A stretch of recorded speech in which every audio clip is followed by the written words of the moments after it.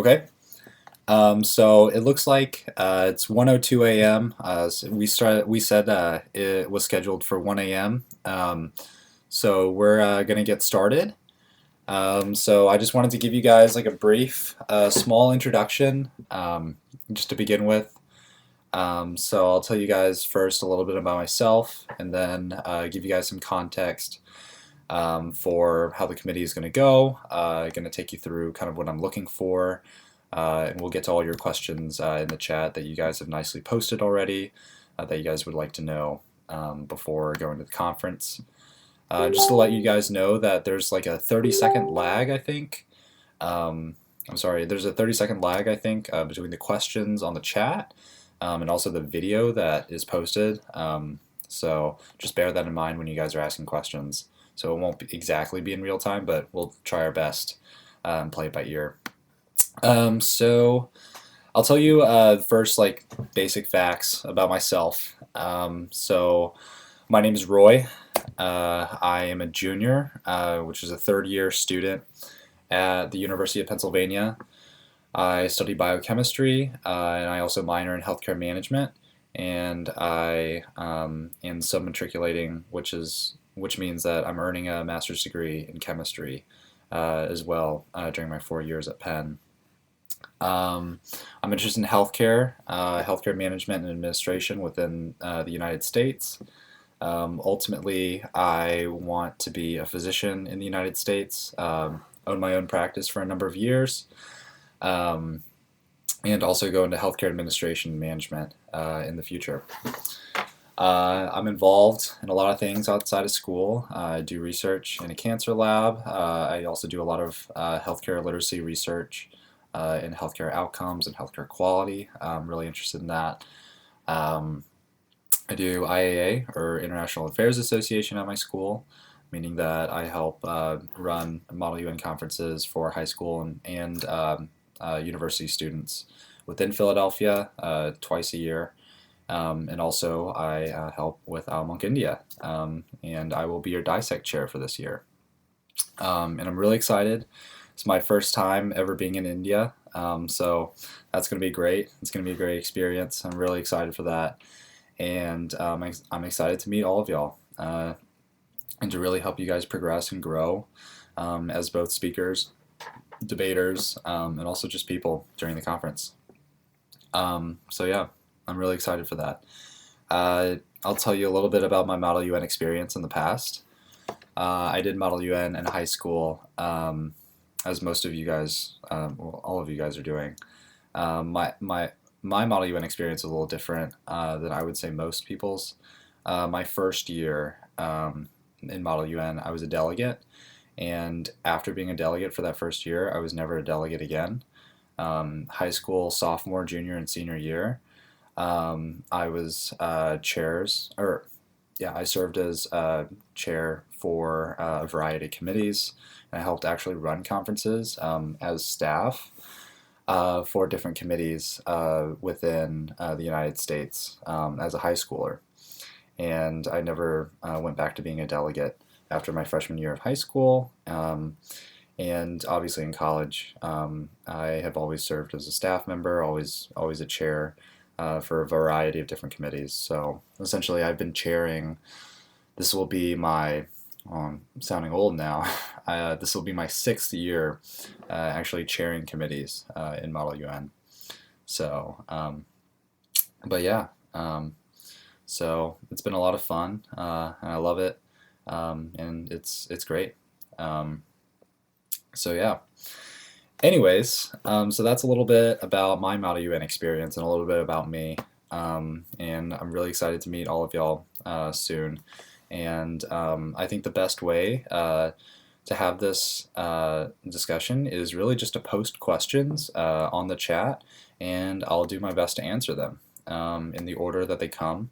And if you guys would want further elaboration or whatever, just type it into the text in the chat, and I'll do my best to address them.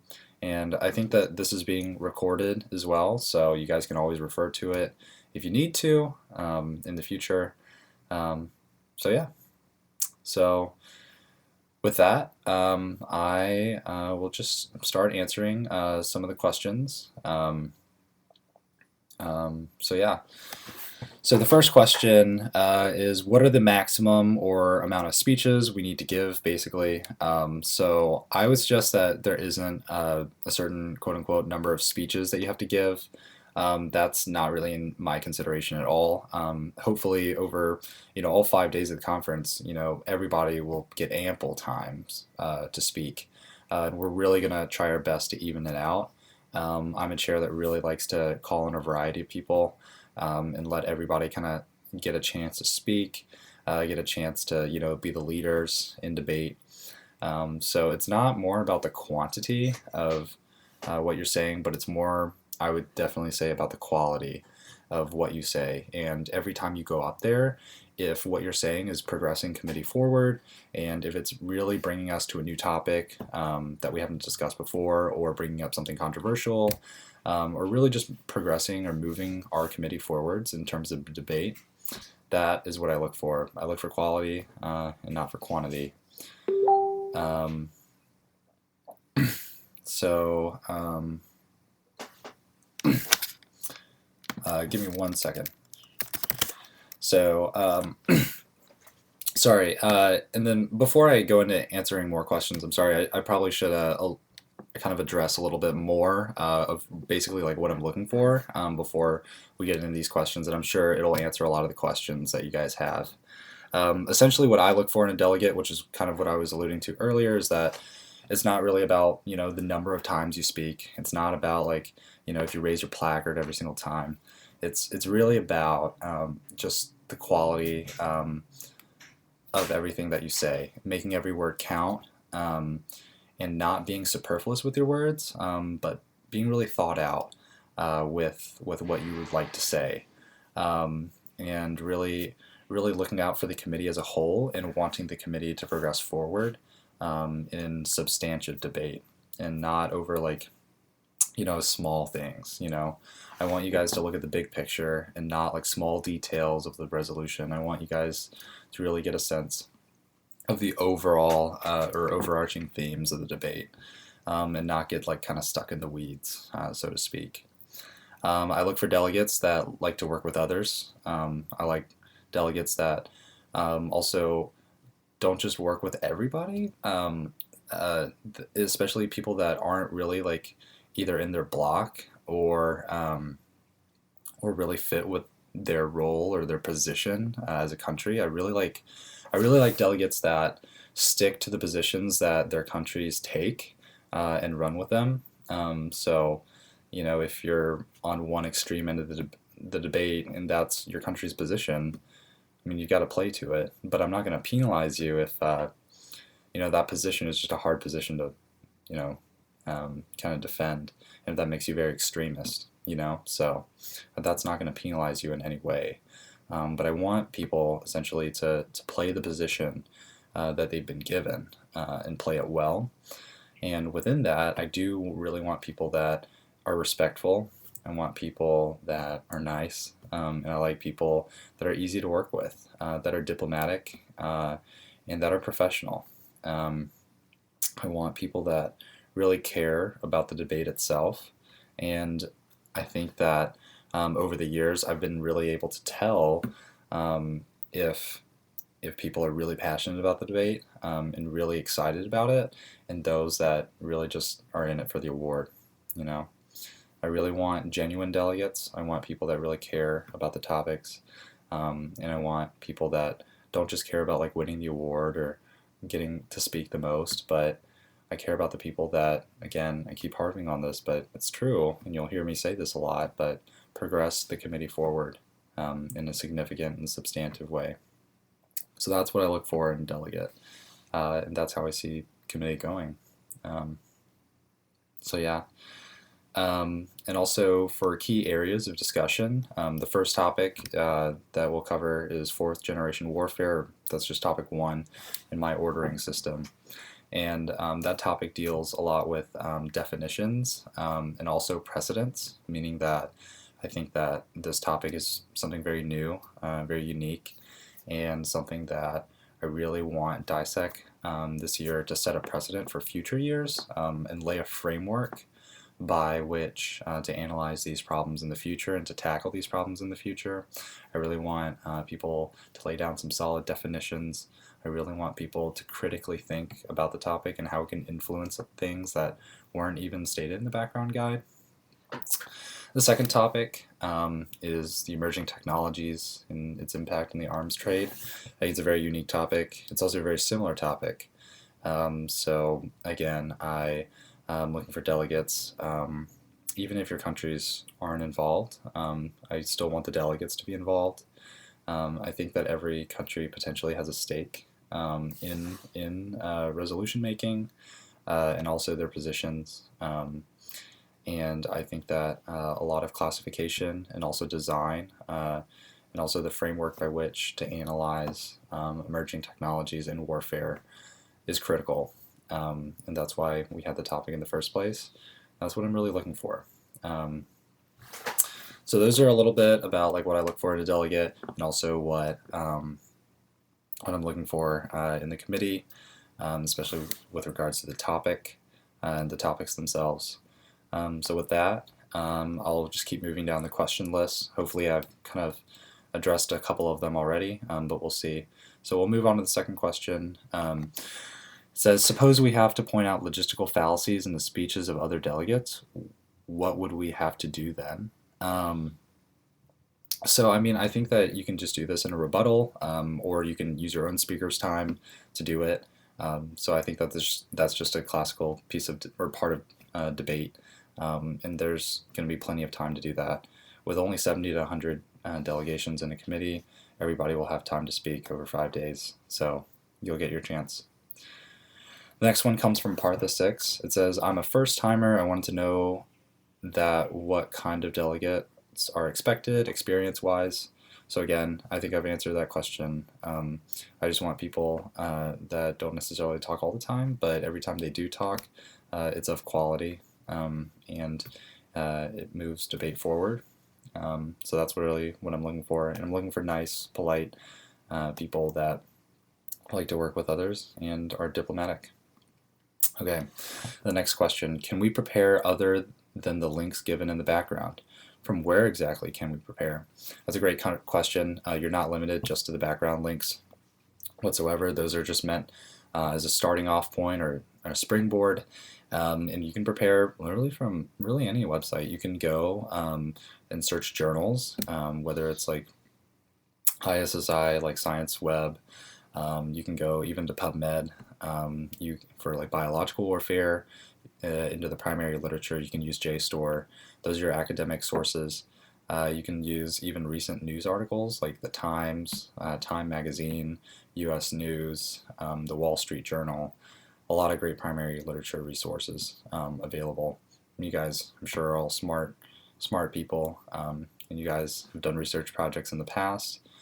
And I'm confident that there are other sources outside the background guide that would be very useful to y'all. The next question is, will committee groups be created as it can help in lobbying? I don't really know what this means. I'm sorry, committee groups. I'm not really sure what you mean by that. If it's like blocks or subgroups and resolutions, I'm not quite sure. But you can elaborate a little bit. You can try and post that question again. I'm sorry, but I just don't understand that completely. Another question is, how can we prepare for a press release? So I also don't know what you mean by press release. So if you could elaborate on that, that would be great. The next question is,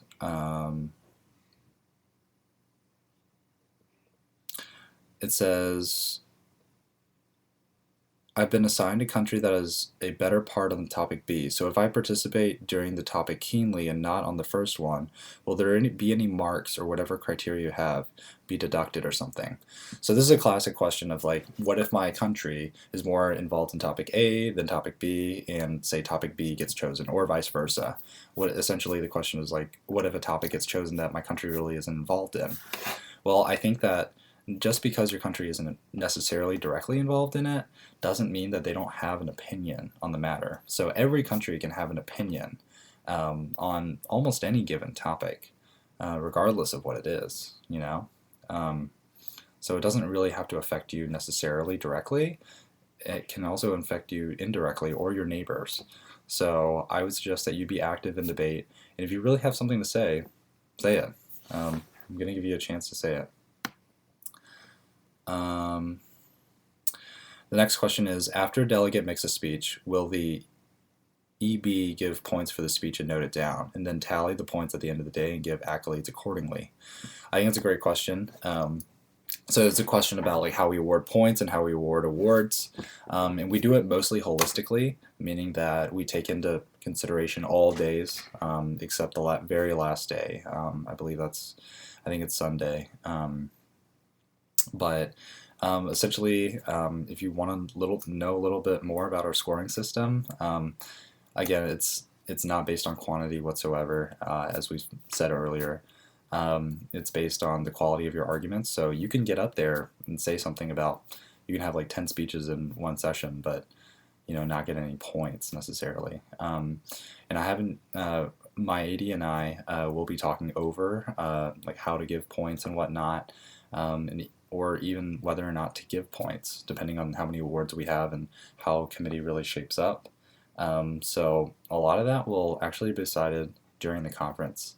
So yeah.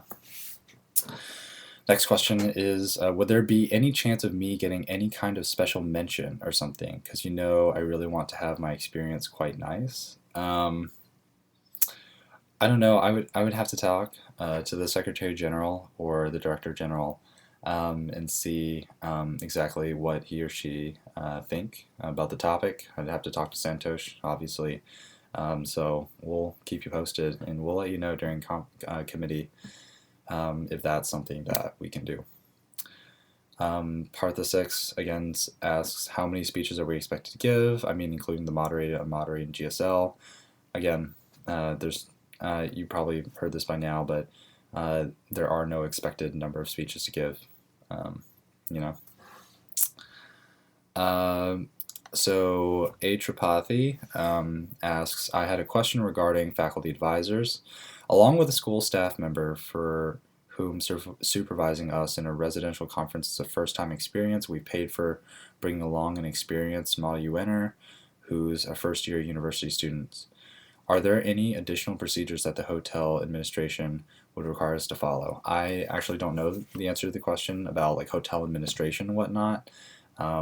So if I was you, I would contact ILMUNC directly, or you can contact our Secretary General, Santosh, and ask him directly, but I don't know anything specifically about the hotel or the faculty or the staff. But I can answer almost any question you have about our committee and about DISEC, and I'd be glad to. All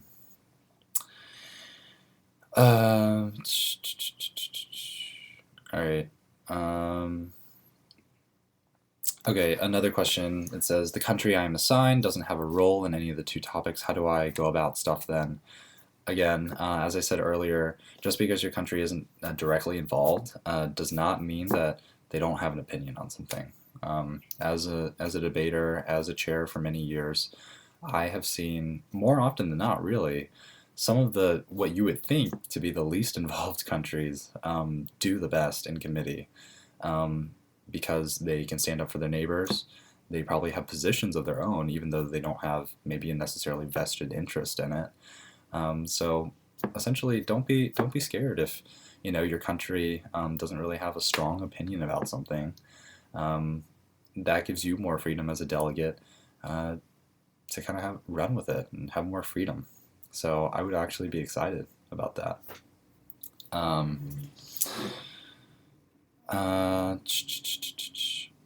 Okay, so Thomas asks, what all do we have to speak about in the topic? So I covered this earlier. You could probably go back to the recording a little bit earlier.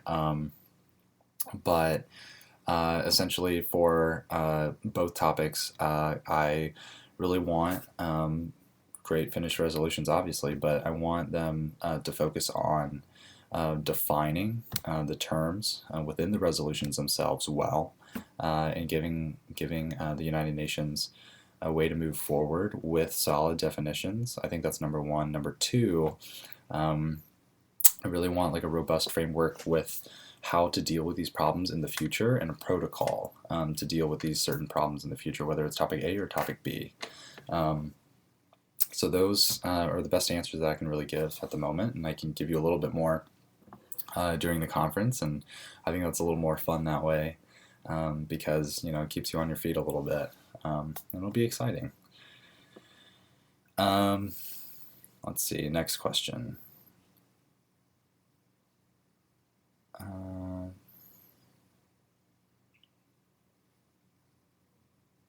Okay. Well, it looks like there's a little side conversation going on here in the chat box, but I don't see any more questions from the audience. So feel free to ask more questions in the chat if you guys have them. If a prolonged period of time goes on without a question being asked, then we can just agree to end the chat. So I'll wait for a few more minutes just for more questions to come out, just to make sure that everybody has a chance to kind of ask their questions before the committee. So also, we wanted to mention the logistics of position papers. The deadline to submit the position papers are November 20th. So again, logistics for position papers. The deadline to submit is November 20th. And for schools, faculty advisors have to upload the position papers through the back end, while individual delegates can do it directly. So yeah, and if you guys have any questions or comments, you can always email me and I'll get back to you guys. Let's see. So that kind of answers when we should write working papers.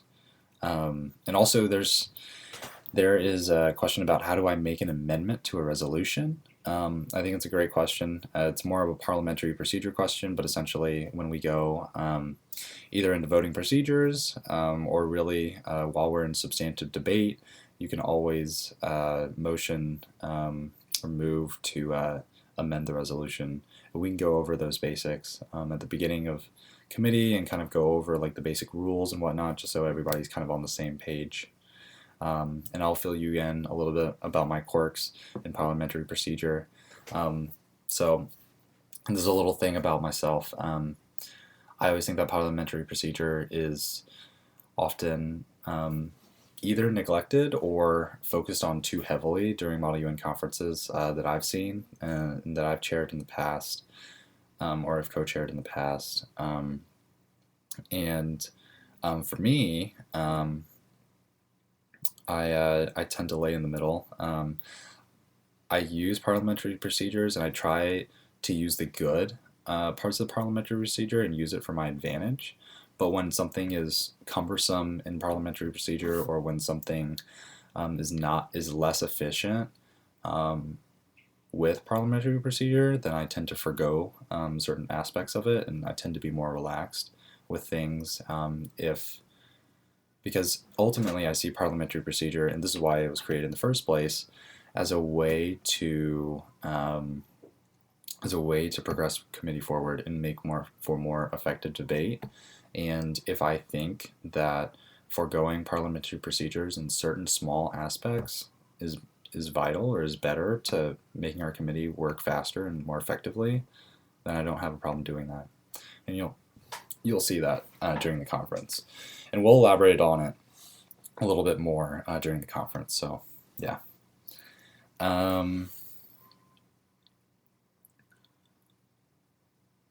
Yeah, and then one person's asking, where do we upload position papers? You can upload them on the ILMUNC website.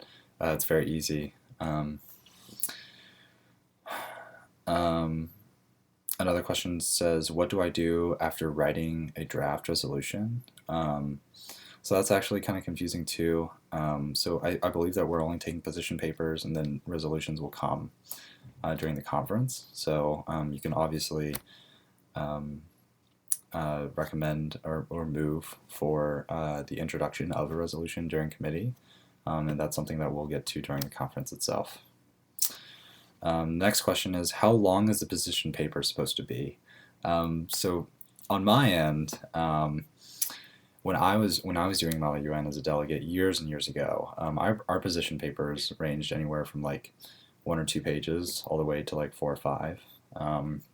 I normally like shorter position papers that don't go into a whole lot of statistical detail necessarily, but get the main point and the main argument and the main position of your country and your delegation. So I would rather have it shorter, succinct, more compact, but higher quality than just like a long laundry list of different statistics and whatnot. That's my advice to you.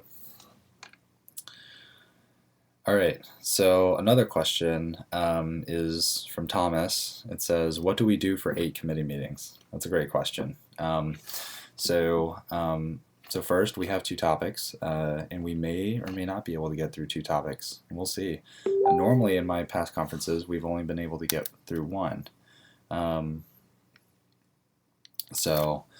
we'll see, and we'll see how that itself plays out. But most of the committee sessions, well, we debate, and we can go through that process a little bit about what that process will look like. So basically, how I see committee going is like we'll first debate on which topic to pursue first, and that normally takes a little bit of time, normally as a committee session. And then after that, after we decide on a topic, we normally have a lot of debate on the topic. You know, a lot of different opinions are heard. We have a general speakers list. We have moderated and unmoderated caucuses. You do a whole lot of things and talk about the resolution. You talk about the background, and you get all these thoughts out there. And then the next phase comes in where, you know, you guys are working in groups, you guys are working in your blocks, and you guys are coming up with great and effective resolutions. And then after you come up with these resolutions, get them typed up, get them ready to go, get them edited and all that, we get them all printed out, we get them to everybody, we will introduce them and then have them all on the docket, and we will discuss each one of the resolutions. We'll have the authors discuss them, we'll have people asking questions, and it'll be great. That's one of my favorite times. And then after that, we move into voting procedures, where you can amend resolutions. And after that, after all the amendments are put in, we go into voting procedures, or we're already in voting procedures, but we actually vote. We vote on which resolutions to accept and which ones to reject. So normally that takes up most of the committee. And after that, we're normally left with like 1 session typically, and that's a session that, you know, we don't take into consideration for awards, and it's normally a very fun committee session. It's one where we can get to know each other a bit better and just have a lot of fun with it. So yeah, great question. Another question by A. Tripathi: will it be compulsory to submit a position paper because it might corner us in committee in case we need to change the stance of our country? So that's a great question, and I don't have a problem with you changing the stance of your country if it's for reasons of, say, like you learned something in debate that you didn't know about the topic beforehand from other delegations or other countries. And the short answer to your question is no. Just because you wrote a position paper that states a certain position does not mean that it will corner you into that position for the rest of committee and rest of conference. So don't think about it like that. Don't think of the position paper as a limiting factor.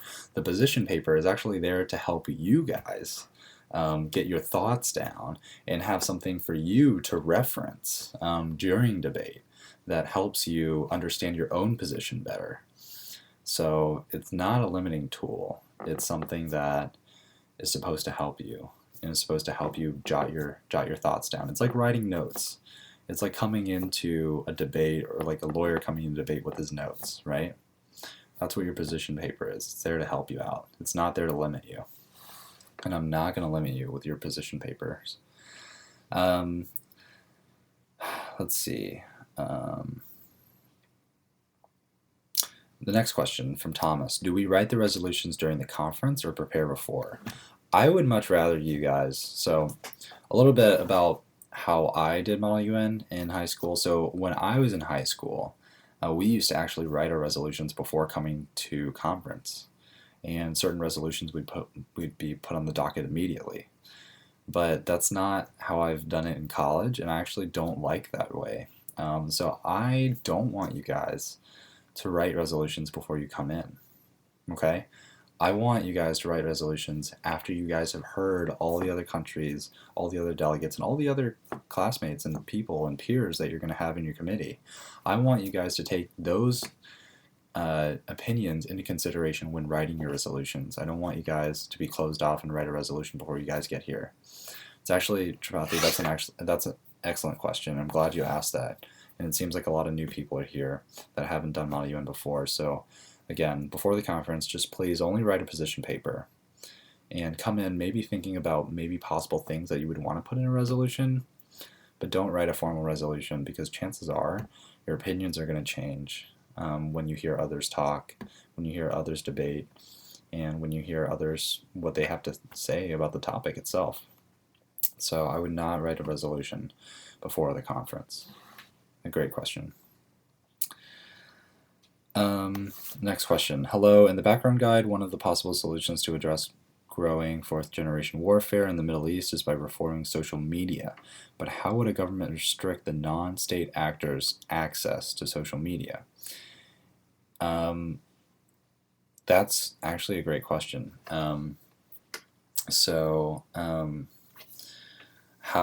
I guess the ultimate question is, how would a government restrict the non-state actors' access to media? So number one, the United Nations, I wouldn't really classify it as a government necessarily. It's more of just an international organization. And a lot of times they don't have the right or really the power to enforce a lot of their recommendations.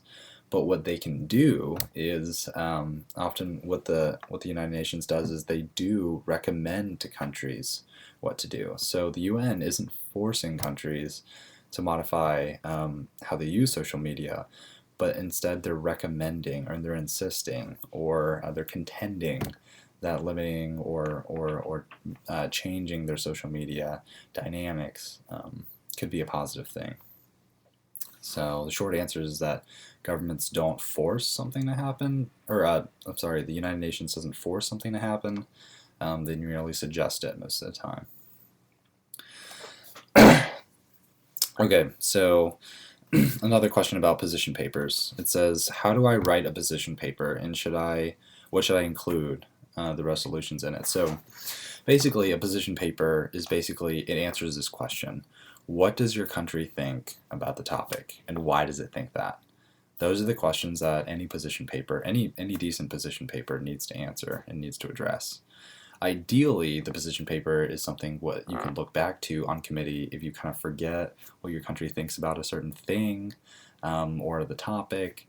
It's basically like your notes going into committee. It's like something to help you understand where your country is coming from and why it has that certain opinion, even if you personally disagree or agree with it. The next question is, what basically is fourth generation warfare? And that's a great question, and that is a question that is actually really what you guys are going to be answering, what the delegations are going to be answering. That's one of the things that I want our committee to address, is I want to define fourth generation warfare. And there are a lot of aspects about it that are agreed upon, whether it's increased use of technology and biomedical hazardous materials in warfare. Essentially, that is one of the key questions that I want people in conference to answer, and I want a definition of fourth generation warfare within the resolution. Okay, so we'll get to it during committee, and it'll be up to you guys what you guys think. Okay, so the next question is, what might be the strength of the committee? What might the strength of the committee be? Because the country committee matrix shows over 200 participants. So I was told that there would be around 70 to 100 either delegates or participants in the committee. That's what I've been told, but I don't really know. So that's a good question. I can ask the Director General and get back to you on that. The last question that I have so far, or the next question I have so far, is what topic do you prefer? Which should we focus on? And I don't have a preference. Either one is fine.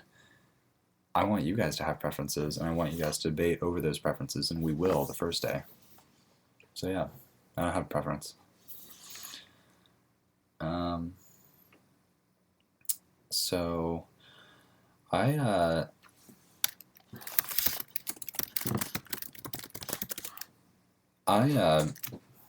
don't see any more. I don't really see any more comments or questions on the chat box.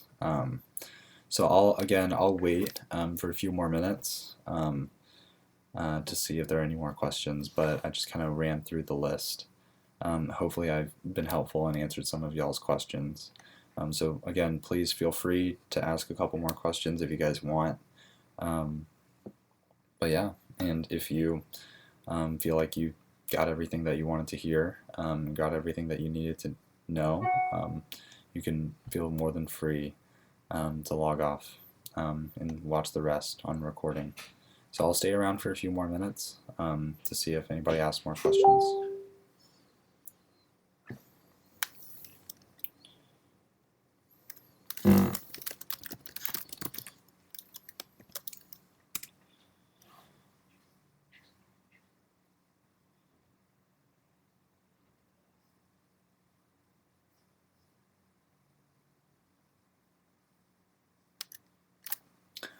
So I see a couple more questions, and I'll address these.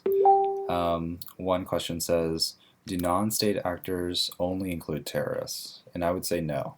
They include special interest groups, they include NGOs and IGOs, they include a lot of people. And the last is, I haven't understood the second topic yet. Well, I was wondering if you could elaborate on that a little more. We have a background guide that kind of states a lot of the background, obviously, of the topic. So hopefully that after you've kind of read that, hopefully you can kind of get a better idea of what the topic is.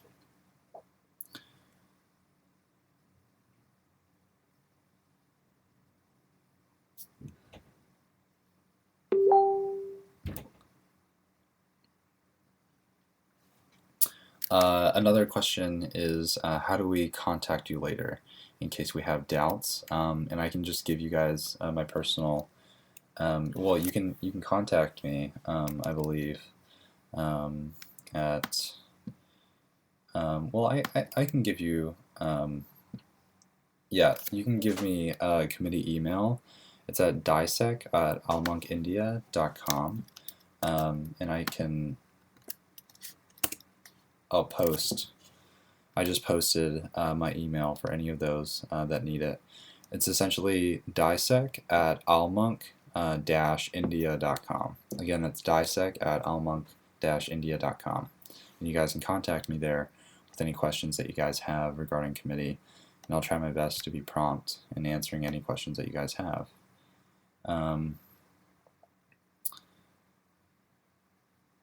And then the last question I see is, do you mean arms trade globally or only in our country? And I mean globally, and also within your country.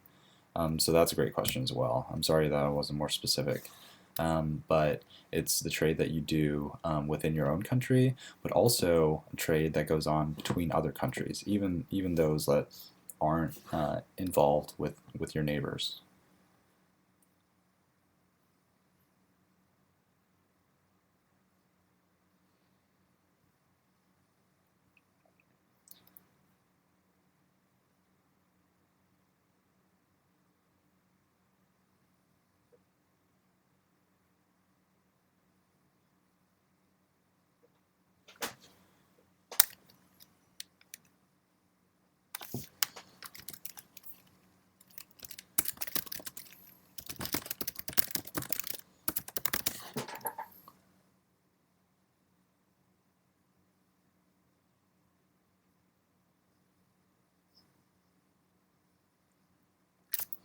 The last question that I see that was just posted says, should our resolutions be for our country, or for everyone?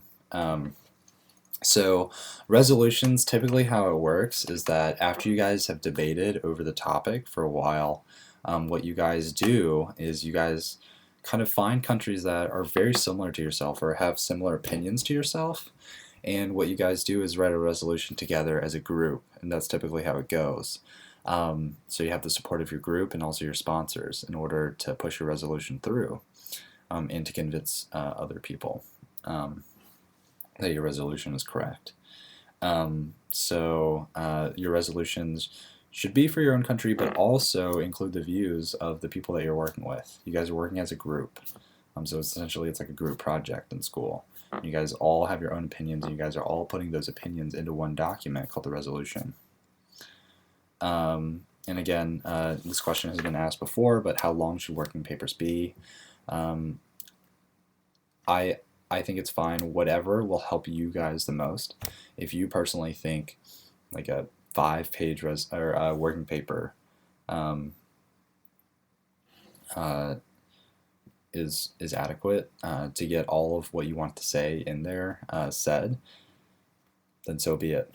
If you guys think a very short one is necessary, then just write a short one.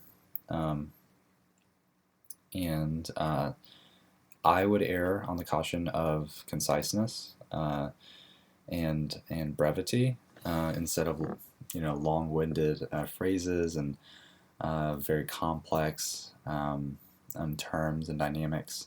So essentially, for me, I really like it, and I think it shows a lot of skill to say what you want to say in less words, and have everything that you say push the meaning that you're trying to get towards a little bit further, if that answers your question.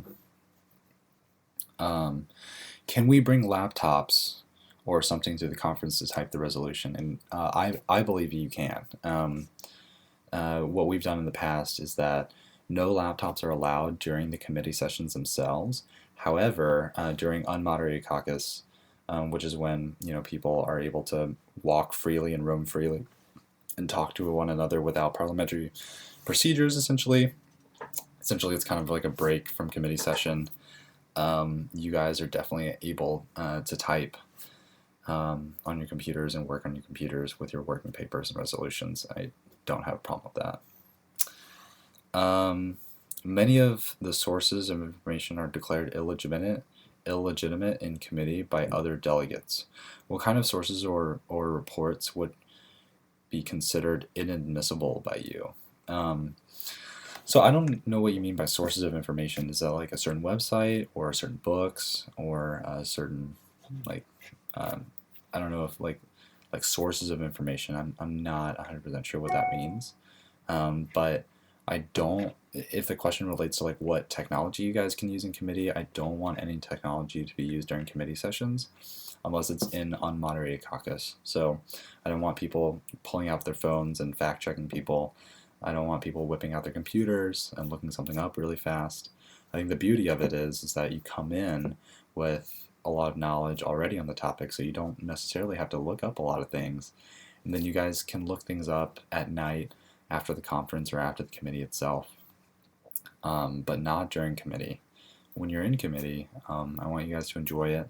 I want you guys to debate and listen to your peers and your fellow classmates and your fellow delegates, and not be on your computers and your phones.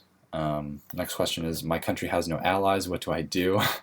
Well, that's a hard position to be in, but what you do is you state your point, and you state your position, and you stand up for yourself, and you really talk about what your position really is. And that's what you do, even if you don't have a lot of allies. But I'm sure you will, Anonymous 82791. I'm sure you're going to have allies. You'll see, and you'll be surprised. The next question is, can we use electronics unless we don't access the web? No. Unfortunately, I really just don't want electronics to be used during committee. and I don't want it to have to be a problem. And I really want you guys in committee, while you're in committee, to be focused on committee and focused on listening and respecting those that are speaking. And Tripathi asked a very similar question: is the usage of internet in committee allowed? I'm going to say no, it's not allowed during committee, but during unmoderated caucus and during outside of committee, obviously, you guys are free to use the internet in any means that you guys want. I'll give you guys another few more minutes to ask any more questions that you guys want. And again, if you don't have any more questions, feel free. Won't be offended. You guys can either stay, or if you have somewhere else to be, you have somewhere else to be. I completely understand. So I'll wait a few more minutes, and I'll see if there's any more questions. And if not, yeah.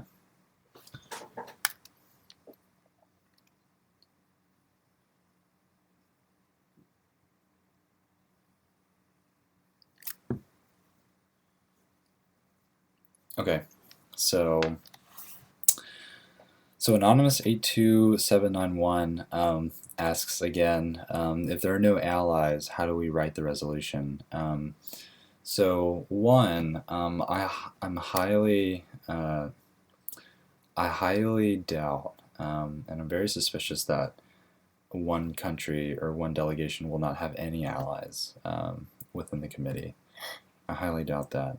And number two, it may be your job as a delegate to make allies during the conference. So it may be the wrong question that you're asking. It may be the question that you're supposed to ask is, how do I make allies? Often I found that I was put in a really difficult position as delegates with certain topics and also certain delegations that I was given. And I just had to make allies, and that's the beauty of it. You have to be convincing. You have to make people want to follow you. So that's, and the third thing is that if you're really not good at making people follow you, if your country really stinks, and you essentially don't have any allies, and you're looking to write a resolution, go it alone. Write it. Write your resolution and put your opinion out there and make sure your opinion is heard. Because even if you don't have a lot of allies, even if you don't have people on your side, I really like it when delegates voice their concerns and voice their opinions regardless of what other people are doing, and stay true to themselves. So yeah.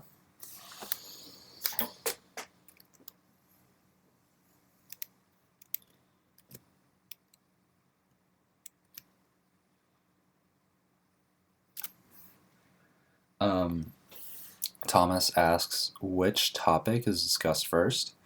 And that is decided actually by the delegates. So at the beginning of the conference, for the first committee session, what we do is actually we have a discussion and debate over which topic to discuss first. So yeah, so you guys decide, not me.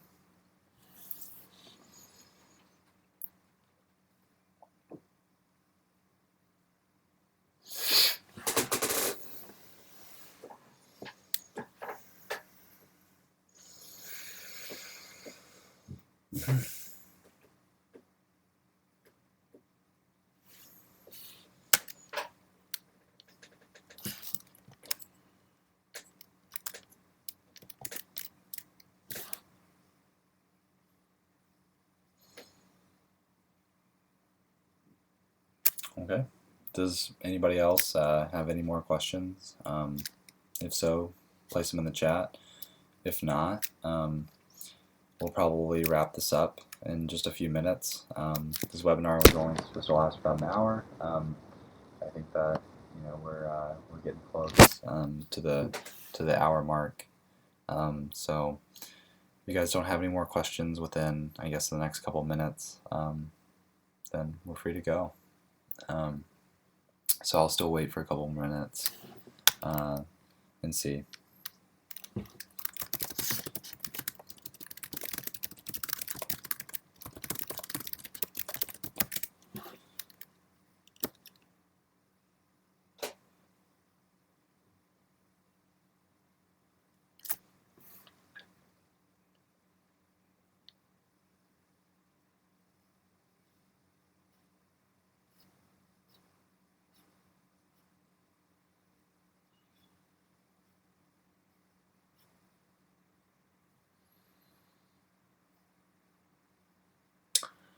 Oh, so the last question that I got, is it okay if we don't stay for the closing ceremony? And I think that depends on how well you do.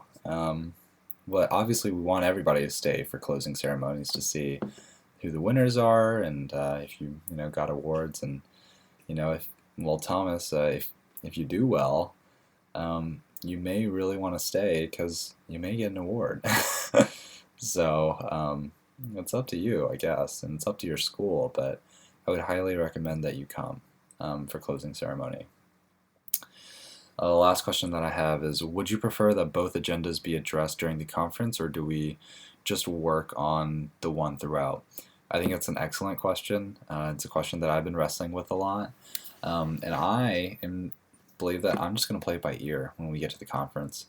If we really get through the first topic really fast, then I don't have a problem moving on to the second one. But I often find that with committees in the past that I've run, at least, that we only have time for one topic. And I know it seems like a lot of committee sessions for one topic, but it's true. People really like to debate on that one topic. So we'll see, and we'll play it by ear during committee. The last question I have is, besides the simulations and the conferences, are there other activities within the committee? Well, I don't really know what simulations means. But I think there are a lot of activities within, I guess, the whole purview of the conference, meaning that there are socials, there are dances, there are different events, there are different speaker series, I believe. So yeah, I think that there are a lot of after committee, after hours events and whatnot. The next question I've got is, will there be any emergencies? There may not. I don't know. That's not a fair question to ask. It wouldn't be an emergency if you knew there was going to be an emergency, would there? So we'll leave that question open, and I won't answer it. But that is a good question, and it's a fair question.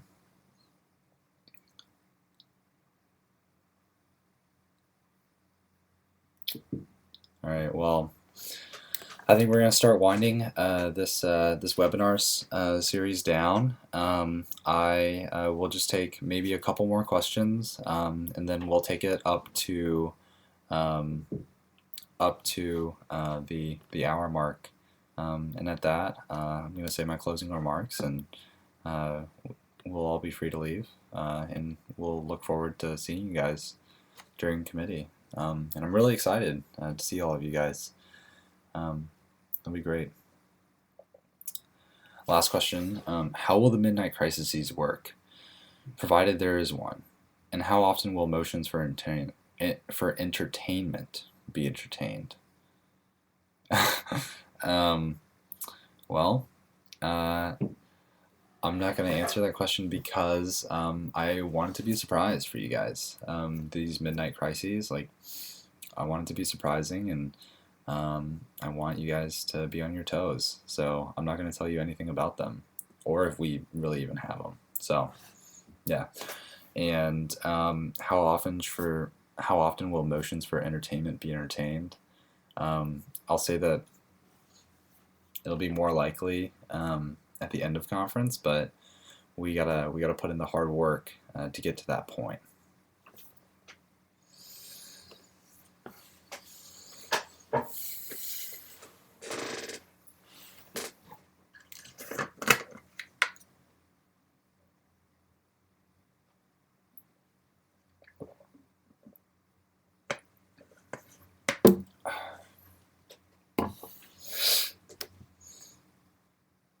Okay. Well, doesn't look like that there are any more questions, and it also doesn't look like that we have very much time left. All right, one more question. It says, are there midnight crises for DISEC? And my answer is I'm not either obligated to say, and even if there were, I wouldn't say in this, because then it wouldn't be a surprise and it wouldn't be an emergency, and most certainly it wouldn't be a midnight crisis.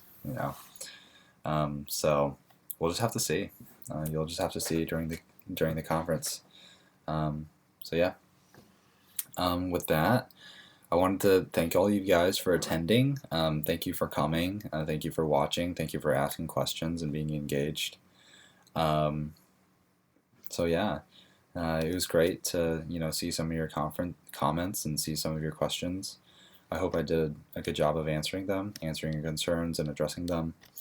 And I can't wait to be in India for the first time. And it's going to be great. Sorry, and this last thing about the ILMUNC Facebook group, I actually I don't think I have access to it, but we'll figure it out during the committee. We'll figure it out during conference. So I would hold off on that until we get there, because we're still a little whiles away. Okay? And with that, it looks like we've reached our time limit. So yeah, again, I just wanted to thank everybody for coming out. Hopefully I did a good job of answering all your questions and concerns. Have a good afternoon, night, morning, whatever it is in India. It's around 2 a.m. here, so I should probably get to bed. But I enjoyed answering questions and all of that. Okay? So this is where I'm going to sign off. I'm going to say goodbye, but I'm going to say also see you soon. And I can't wait to see you guys in India, in New Delhi, in just a couple weeks. All right. Have a good one, guys. Good night.